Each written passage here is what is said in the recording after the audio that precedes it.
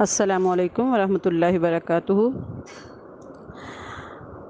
عزیز سامعات، امید رکھتی ہوں کہ آپ ماشاء اللہ باخیریت ہوں گی اور بہترین لوگوں میں شرکت کرنے کے لیے دن رات کوشاں بھی ہوں گی۔ اللہ سے دعا ہے کہ اللہ ہماری شرح صدر فرمائے اور قرآن کو ہمارے دل کی بہار، سینے کا نور اور دکھوں اور غموں کا مداوا بنا دے۔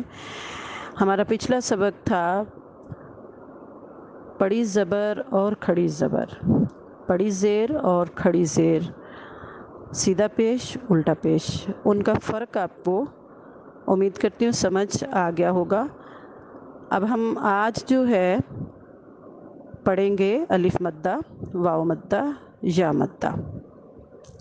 ہم نے پچھلے سبق میں پڑھا تھا کہ جو پڑی زبر ہوتی ہے، جس طرح سے وہ خود پڑی ہوئی ہوتی ہے اس کو اسی طرح سے لٹا کر پڑھتے ہیں، پڑا ہوا پڑھتے ہیں، کھنچنے نہیں دیتے۔ اور آج ہم پڑھیں گے پڑی زبر والے قاعدے کو ہی آگے بڑھائیں گے۔ پڑی زبر اور کھڑی زبر، یوں سمجھ لیں کہ ان دونوں کو ملا کے تو اب ہمارے پاس بنے گا الف مدہ۔ ہمارے 29 حروف تہجی میں سے کسی بھی حرف پر زبر آ جائے اور اس کے بعد الف آ جائے، جیسے یعنی کھڑی زبر تھی، پڑی زبر اور کھڑی زبر کو ملا کے لکھو تو یہ کیا بن جائے گا؟ با پڑی زبر الف با، با پڑی زبر الف با، یعنی الف ساکن ہوگا، الف کے اوپر کچھ بھی نہیں ہوگا، لیکن اس کا جو پہلے والا حرف ہوگا 29 حروف میں سے جو بھی لگائیں گے تو وہ الف مدہ بن جائے گا۔ الف مدہ کی تعریف یہی ہے کہ جب بھی کسی حرف پر پڑی زبر آ جائے اور اس کے بعد الف آ جائے تو اسے الف مدہ کہتے ہیں، اور اسے کھڑی زبر کی طرح دو الفات کے برابر کھینچ کے پڑھتے ہیں۔ جیسے مثال، با پڑی زبر الف با، تا پڑی زبر الف تا، فا پڑی زبر الف فا، جیم پڑی زبر الف جا، ہا پڑی زبر الف ہا، خا پڑی زبر الف خا۔ اسی طرح سے ہی آپ اپنے قاعدے کو کھول کے بیٹھیں اور پورا الف مدہ، واو مدہ، یا مدہ کی ایک تختی ہے، اس تختی کے مطابق اس کی ادائیگی ضرور کیجیے۔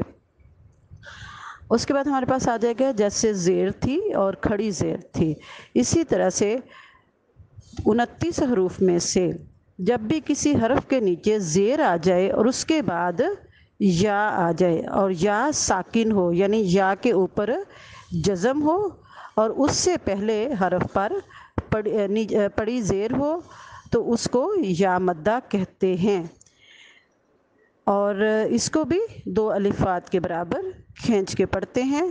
ادائیگی کر کے دیکھ لیتے ہیں۔ با پڑی زیر یا ساکن بی، تا پڑی زیر یا ساکن تی، ثا پڑی زیر یا ساکن ثی، جیم پڑی زیر یا ساکن جی، ح پڑی زیر یا ساکن حی۔ اب آ گیا واو مدہ۔ پیچھے ہم نے پڑھا تھا سیدھا پیش اور الٹا پیش، الٹا پیش کو کھینچ کے پڑھنا تھا اور سیدھے پیش کو لٹا کے پڑھنا تھا۔ اسی طرح ہی جب بھی کسی بھی 29 حروف میں سے کسی بھی حرف کے اوپر سیدھا پیش آ جائے اور اس کے بعد واو ساکن آ جائے، یعنی واو کے اوپر جزم ہو اور اس سے پہلے حرف پر پیش ہو تو اس کو ہم الف مدہ کہتے ہیں، اور اس کو بھی دو الفات کے برابر کھینچ کے پڑھتے ہیں۔ ادائیگی کر کے دیکھ لیتے ہیں۔ با سیدھا پیش واو ساکن بو، تا سیدھا پیش واو ساکن تو، ثا سیدھا پیش واو ساکن ثو، جیم سیدھا پیش واو ساکن جو، ہا سیدھا پیش واو ساکن ہو۔ ٹھیک ہے، اب آپ قاعدے سے پڑھیں گے اور اب آپ اگلی دفعہ سے انشاءاللہ طوز اور تسمیہ آپ کو پورا کرواؤں گی کہ اس کو کیسے ہم نے ادا کرنا ہے۔ آج والے سبق کو اور پچھلے سبق کو ضرور ملا کے پڑھیے گا اور اس پہ دیکھیے گا کہ واقعی کون سا حرف کھینچنا ہے اور کون سا نہیں۔ اس کے ساتھ ساتھ مجھے امید ہے کہ آپ مخارج پہ بہت زیادہ توجہ دے رہے ہوں گے، جیسا کہ پہلے اسباق میں کہتی رہ گئی ہوں کہ مخارج کو اس طرح سے آپ نے اس کا تسبیح کرنی ہے، ذکر کرنا ہے، جیسے آپ کسی بھی اللہ کے کلام کا ذکر کرتے ہیں تو مخارج کی ادائیگی ٹھیک ہوگی تو باقی حروف بھی ٹھیک ہو جائیں گے۔ یہاں تک ہمارا اگر قرآن مجید ٹھیک ہو گیا تو یوں سمجھے جو ہماری جلی غلطیاں تھیں، جو ہم مجہول پڑھتے تھے، قرآن میں غلطیاں واضح ہو جاتی تھی، تو وہ ختم ہو جائے گی انشاءاللہ۔ السلام علیکم ورحمۃ اللہ۔